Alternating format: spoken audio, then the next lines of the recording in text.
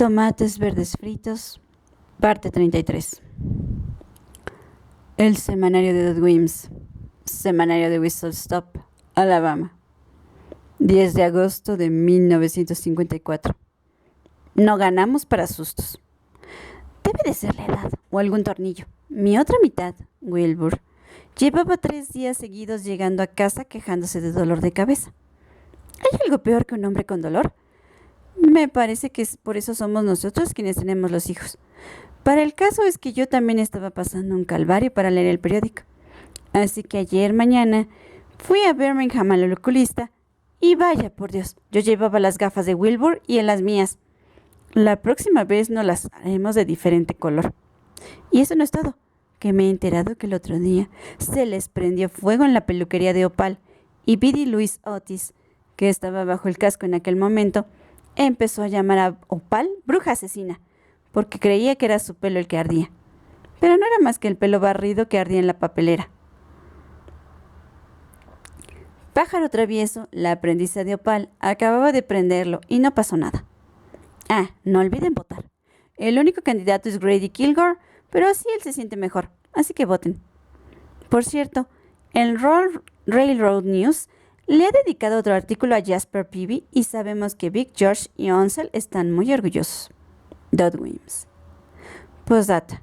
La Peña del Hinojo ha puesto en escena su función anual, tan hilarante como siempre.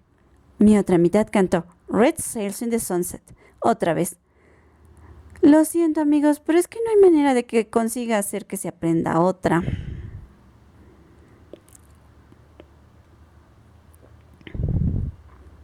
Residencia Rose Terrace. Antigua autopista Montgomery, Birmingham, Alabama. 14 de septiembre de 1986.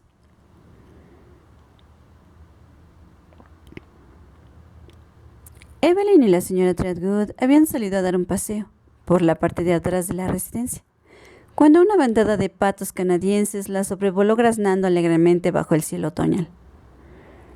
Ay, Evelyn, ¿a ti no te gustaría volar con ellos? ¿A dónde irán?, me pregunto yo.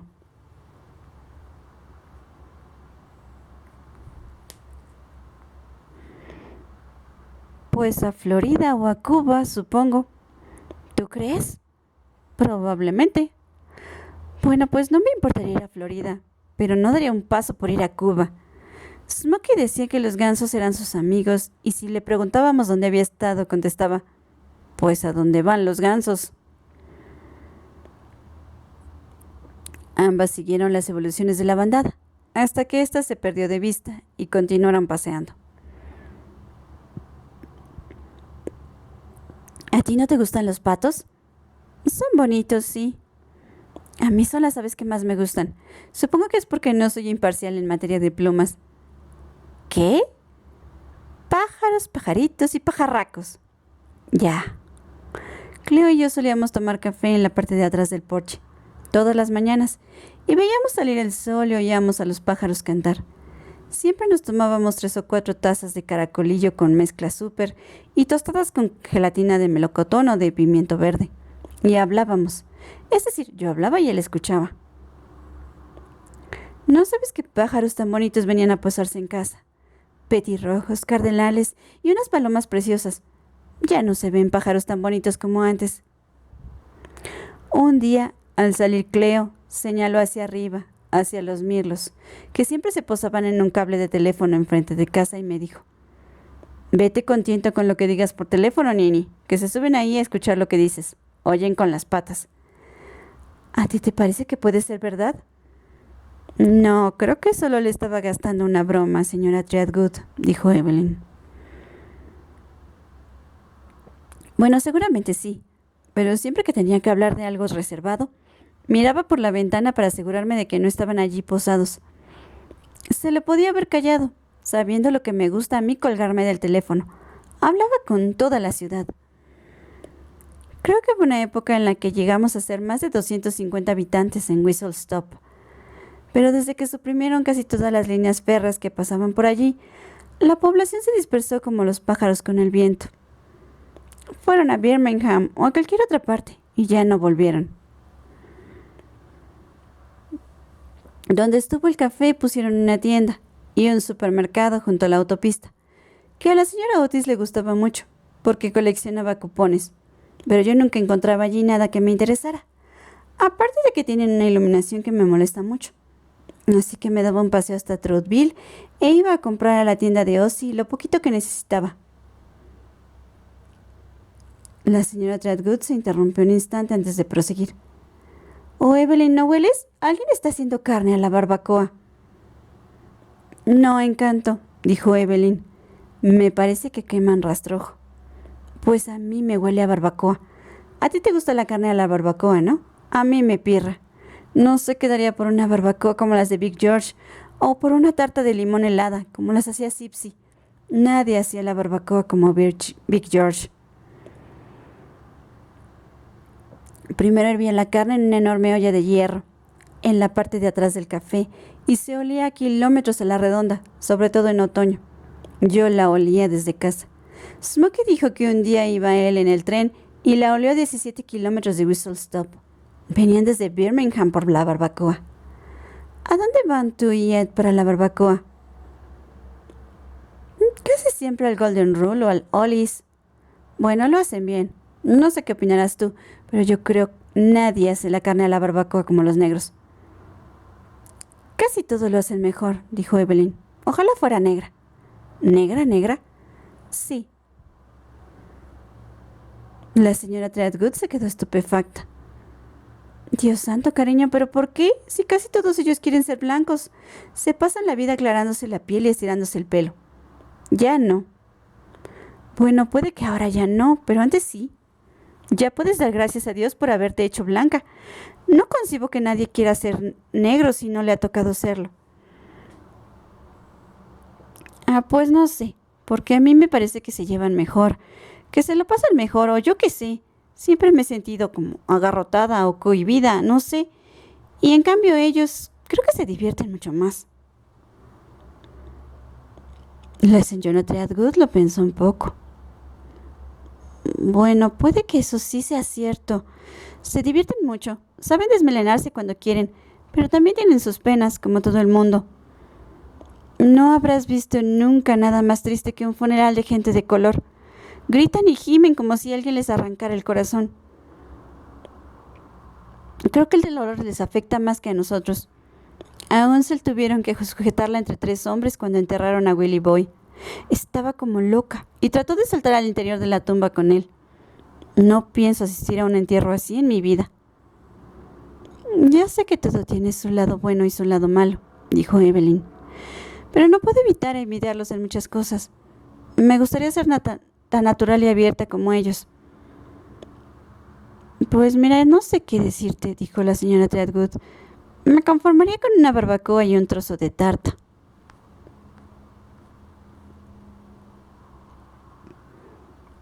Whistle Stop, Alabama, 15 de octubre de 1949. Pájaro Travieso tenía 16 años cuando puso por primera vez los ojos en Leroy Grooms. Enseguida supo que era el hombre de su vida, y así se lo dijo. Trabajaba de cocinero en The Crescent, que pasaba por Whistle Stop, destino Nueva York vía Atlanta. Un año después nació una niña a quien Leroy puso el nombre de Almondine, en honor a la trucha Almondine de la carta del restaurante del coche cama. Leroy era un joven bien parecido y de buen carácter, que viajaba mucho y paraba en muchos puertos, por así decirlo. Y al descubrir Pájaro Travieso que se había liado con una chabona casi blanca de Nueva Orleans, por poco se muere del disgusto. Se esperaba al ver los anuncios del Slaughton News. ¿Piel demasiado oscura? ¿Desea una tez seductora? Consulta al Dr. Fred Palmer, blanqueador. Una piel sonrosada, deseable para besar. A los hombres les atrae una piel suave y clara. Use el ungüento del éxito para tener una piel más bonita y clara en 5 días. La belleza empieza por un cutis sonrosado. Haga que aflore su natural belleza con crema White's Specific Face, blanqueadora. ¿Pero demasiado ensortijado? Deje que la ciencia moderna estire y alice sus rebeldes rizos. Con el alisador capilar Genuine Black and White, conseguirá un pelo sedoso de extraordinaria belleza. Con el tratamiento acelerado Relaxa, lo conseguirá en 7 días. Dígales adiós a los rizos. Si tiene el pelo corto y ensortijado, use desde hoy antirrizo. Alice su pelo temporalmente.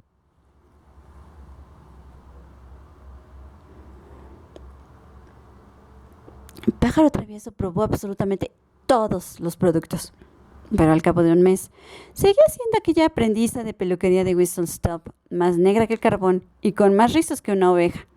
Y Leroy seguía en Nueva Orleans con su querida ochavona.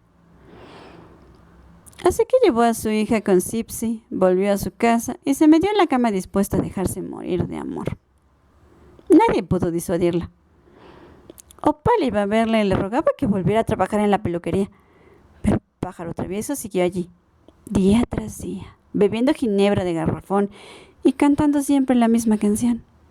Sipsy decía que, para Pájaro Travieso, habría sido mejor que Leroy hubiera muerto, en lugar de ir a vivir con otra mujer, porque después de 2 meses seguidos bebiendo ginebra de garrafón, Pájaro Travieso no había experimentado ningún alivio. Por fortuna, las palabras de Sipsy resultaron proféticas, porque el señor Leroy Grooms dejó este mundo por el del más allá al recibir un fuerte golpe en la sien con un metálico camión de juguete de uno de los hijos de la ochavona.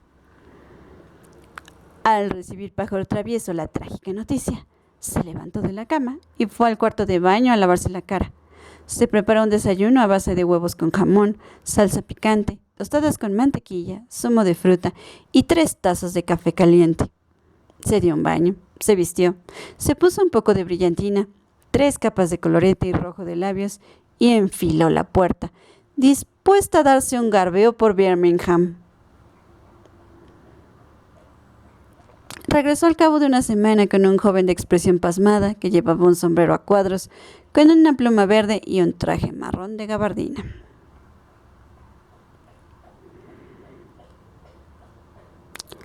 La Iglesia Baptista Martin Luther King Memorial, 1049, Cuarta Avenida Norte, Birmingham, Alabama.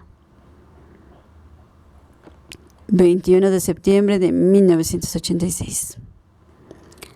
Evelyn le había prometido a la señora Threadgood que confiaría su desazón al señor y que le pediría al señor que le ayudara a superar aquella mala racha. Desgraciadamente, Evelyn no sabía dónde estaba el señor. Ni ella ni Ed habían pisado la iglesia desde que sus hijos eran pequeños. Pero aquel día necesitaba desesperadamente ayuda, algo a lo que asirse. Así que se vistió y fue en el coche a la iglesia presbiteriana de la avenida Highland, que era la que solían ir. Al llegar, se pasó de largo sin saber por qué, y se encontró al otro lado de la ciudad, sentada en el parking de la Iglesia Baptista Martin Luther King Memorial, la iglesia más importante que tenían los negros en Birmingham, preguntándose qué demonios estaba haciendo allí. Puede que hubieran sido todos aquellos meses oyendo hablar de Sipsy y de Onsel. No sabía en realidad por qué. Toda su vida se había considerado una persona liberal. Nunca había utilizado la palabra nigger, con la que despectivamente se referían a los negros. Pero su contacto con los negros había sido el mismo que el de la mayoría de los blancos de clase media antes de los 60. El que pudiera derivarse de tener una criada negra o de conocer a las criadas negras de los amigos. Cuando era pequeña, iba a veces con su padre a acompañar con el coche a su criada en la parte sur de la ciudad, que es donde ella vivía. Estaba a solo 10 minutos, pero a ella le parecía como si fuera otro país. La música, la indumentaria, las casas, todo era distinto. El domingo de resurrección iban a la parte sur de la ciudad a ver los vestidos nuevos que se ponían ese día. Rosas, púrpuras y amarillos, con emplumados sombreros haciendo juego. Por supuesto, todo el servicio que ayudaba en las casas era femenino. Y en cuanto veía rondar un negro por las inmediaciones, su madre se ponía histérica y le gritaba que corriera a ponerse una bata diciéndole: «¡He visto un negro por aquí!». Y pese a todo el tiempo transcurrido, Evelyn se sentía incómoda si había negros alrededor. Por lo demás, la actitud de sus padres hacia los negros había sido como la de la mayoría de la gente de por entonces.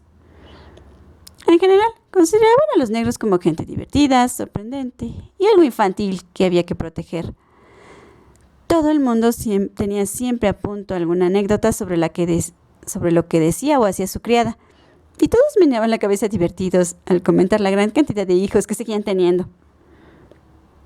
La mayoría les daba ropa usada y sobrantes de comida para su casa, y los ayudaban si tenían algún problema. Pero al hacerse Evelyn un poco mayor, ya no volvió a ir a la parte sur de la ciudad, ni volvió a pensar en los negros, demasiado ocupada con su propia vida. Así las cosas. Al empezar los problemas en los años 60, tanto ella como la mayoría de los blancos de Birmingham se vieron sorprendidos por los acontecimientos. Y todos coincidían en lo mismo. No son nuestros negros los que provocaban los disturbios. Lo achacaban a agitadores externos enviados desde el norte. También solían dar por sentado que sus negros eran felices tal como estaban. Años después, Evelyn se decía en qué habría estado pensando ella para no percatarse de lo que estaba sucediendo justo al otro lado de la ciudad. Al ser Birmingham tan duramente atacada por la prensa y por la televisión, la gente se sintió confusa e irritada. Del sinfín de aspectos positivos que habían presidido el trato entre ambas razas, nada decían. Pero 25 años después, Birmingham tendría un alcalde negro y en 1975, Birmingham, otrora conocida como la ciudad del odio y el miedo, fue calificada de ciudad de todos los americanos por la revista Look. Que se habían tendido muchos puentes, decían, y que los negros que tiempo atrás se habían marchado al norte habían vuelto a su lugar de origen, que todos habían andado mucho trecho para acortar las distancias. Evelyn era consciente de ello, pero pese a todo, mientras estaba allí sentada en el parking, se quedó de piedra ante la gran cantidad de Cadillacs y Mercedes que salían y entraban en él. Naturalmente había oído que en Birmingham había negros millonarios, pero nunca los había visto. Mientras observaba cómo iban llegando los feligreses, la asaltó de pronto aquel antiguo temor a los hombres de color. Echó una ojeada por el interior del coche para cerciorarse de que todas las puertas tenían puesto el seguro. Iba ya a arrancar para marcharse, cuando un matrimonio y sus 2 hijos pasaron junto al coche riendo entre sí. Aquello la hizo volver a la realidad y se calmó, y al cabo de unos minutos se armó de valor y entró en la iglesia.